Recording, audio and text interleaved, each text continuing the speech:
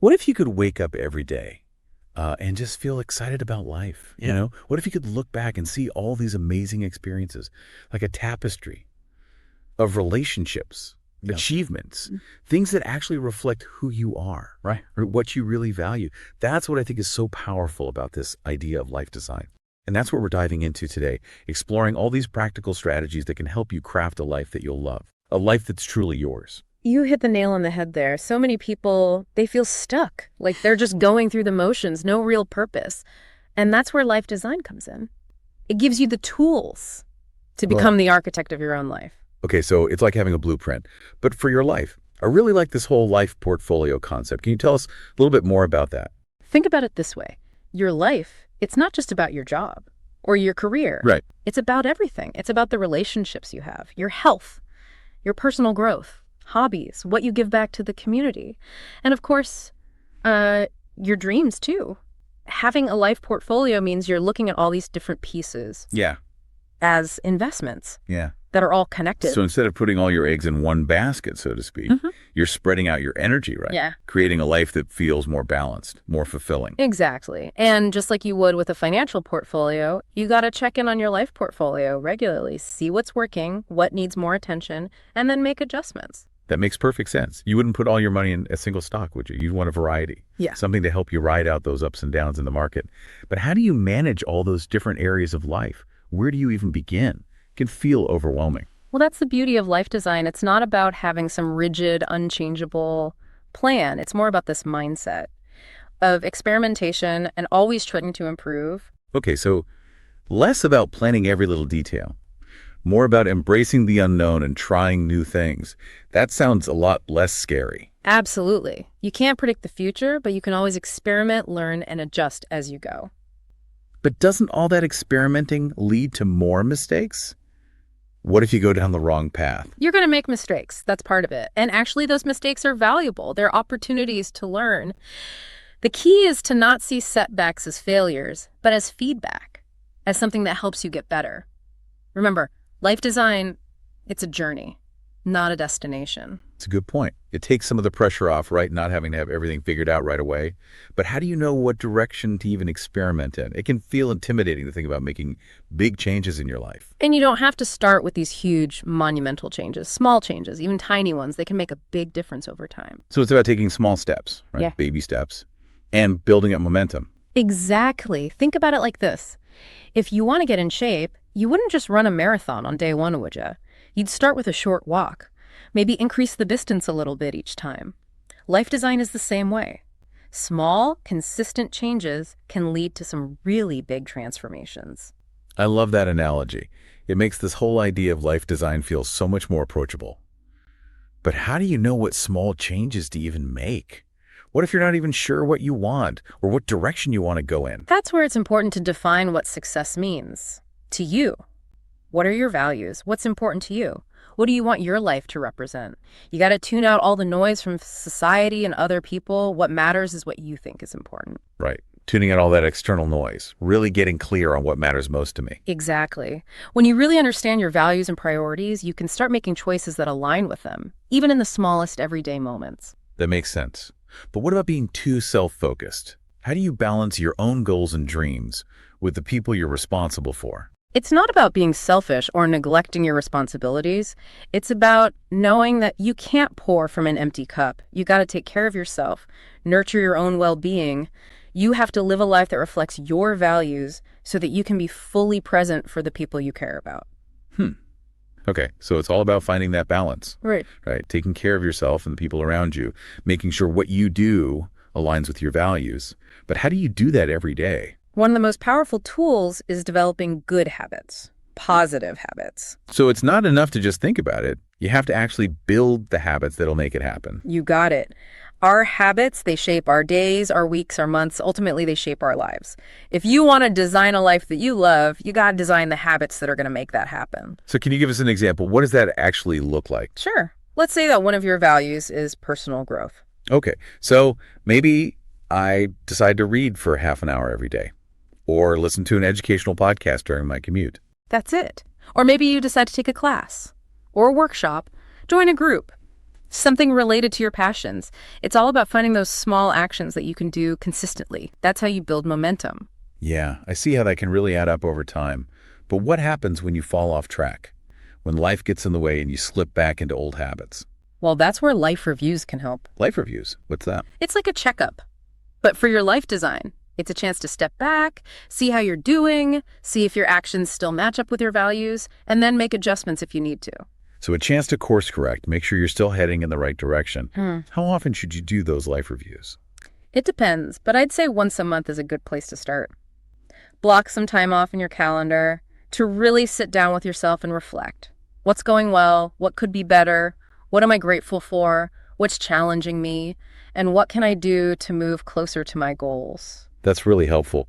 But I got to be honest, I'm feeling a little overwhelmed by all this. It's a lot to think about, and it feels daunting to even know where to start. That's totally understandable. Life design can feel like a lot at first, but just remember, you don't have to be perfect. Just start small, be kind to yourself, and enjoy the journey. That's a good reminder. It's easy to get caught up in the pressure, right? Wanting to do everything perfectly. But it's about making progress, not being perfect. That's it. And it's about enjoying the process, creating a life that really reflects who you are and what you believe in. This has been so eye-opening already. I can see how this whole life design thing can apply to so many different things. But before we move on, I'd love to hear more about how to apply these principles to specific areas, like relationships, experiences, skills. What do you think? Absolutely. Happy to dive into those areas. Let's do it. Let's start with relationships. I mean, they're such a huge part of having a fulfilling life, right? They really are. They can bring so much joy, Yeah. so much support, but also, sometimes stress, frustration. How can life design help us with all those ups and downs of relationships? Well, it encourages you to be more intentional about the relationships in your life, asking yourself questions like, are these relationships giving me energy, or are they draining me? Are the people I'm spending time with supporting my values, the things I want to achieve? Are they pushing me to grow, or are they holding me back? Those are great questions. It's easy to just fall into those patterns and not really stop and think about how our relationships are impacting us. Right. It's so important to really think about those dynamics. And life design, it's not about getting rid of people in your life. It's about being aware of who you're spending your time with and making sure that those relationships are good for both of you, supportive. So it's about prioritizing those relationships that bring you joy, meaning a sense of belonging. Exactly. And actively looking for new connections, people who share your values, your interests. Okay, that makes sense. So what about experiences then? How does life design help us create a life that's full of amazing experiences? That's where the experimentation part comes in. It's about being open to new experiences, things that light you up, that make you curious, stepping out of your comfort zone, trying things you've always wanted to, but maybe you were too afraid to. So instead of just letting life pass us by, we're taking control, shaping our own experiences, creating memories that really mean something to us. Yes, it could be anything. Learning a new skill, traveling, starting a creative project, even just trying a new restaurant or exploring a different part of town. It's about approaching life with curiosity, a willingness to try new things. But it's not just about chasing thrills, right? It's about finding experiences that add something to our lives, experiences that match up with our values. You got it. It's about making choices that contribute to your overall well-being, your sense of fulfillment. I like that. Creating a life that feels both exciting and meaningful. But what about people who don't have a lot of time or resources? Not everyone can travel the world or take up expensive hobbies. How can they use life design? That's such an important point. Life design isn't about spending lots of money or having tons of free time. It's about finding little ways to bring those meaningful experiences into your everyday life, even if it's just for a few minutes. So it's about those small moments that make you feel alive. Yes. It could be taking a different route to work, listening to a new podcast, trying a new recipe, even spending 15 minutes outside. The point is to be present and enjoy those moments. I'm starting to see how all these things are connected. Building a life that's rich and diverse through the people we surround ourselves with and the experiences we have. But we haven't talked about skills yet. Where do those fit in? Skills are a big part of your life portfolio. They allow you to do the things you love, to contribute to the world, and to create opportunities for yourself. So it's not just about what you know, but what you can actually do. Exactly. Life design is about being a lifelong learner, always expanding your skills, exploring new things you're interested in. I can see how that's more important than ever now, right? With how fast the world is changing. We need to be adaptable, always learning. But there are so many options. How do you pick which skills to focus on? It goes back to your values and goals. Ask yourself, what skills would help me live a better life? What skills would allow me to make a difference in the world? What skills would I just enjoy learning? Those are good questions. It's not about chasing trends or trying to impress people. It's about choosing skills that fit with your vision for your life. That's right. It's about investing in yourself, building a set of skills that will help you reach your dreams and goals. I'm loving this. It's like we're putting a puzzle together. And all these different pieces, relationships, experiences, skills, they all come together to create this amazing picture of a well-designed life. But there's one more piece, isn't there?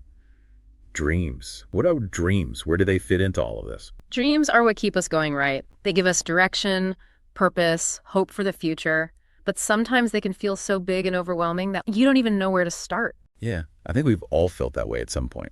You have the big vision for your life, but then you start to doubt if it's even possible. That's where life design helps. It gives you a way to break those big dreams down into smaller steps. It's like having a map for your dreams. You can see the milestones along the way and celebrate each step as you go. That feels so much better. Yeah. Instead of getting scared by how big our dreams are, we can start taking small actions that bring us closer to them, one step at a time. But what about when you hit a roadblock? What happens when something goes wrong and it feels like your dreams are slipping away? Remember, life design is about being flexible, adaptable. It's about embracing the ups and downs and learning from your mistakes and adjusting your plans if you need to. It's not about having a perfect plan. It's about having a mindset that can bounce back. So being able to handle those unexpected turns with grace and determination. Exactly.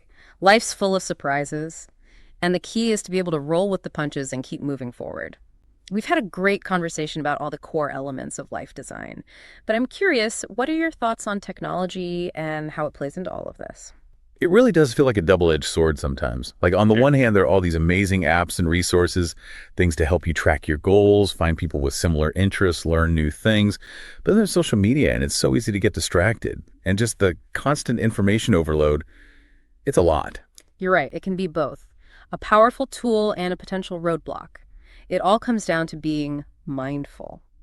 How are you using technology? Is it helping you, or are you letting it control you? So it's about making sure technology is working for us, not the other way around. Exactly. There are some great apps out there for habit tracking, mindfulness, setting goals, but technology is just a tool. What really matters is applying those principles of life design, being intentional, experimenting, self-awareness. You can do that with or without technology. That's a great point.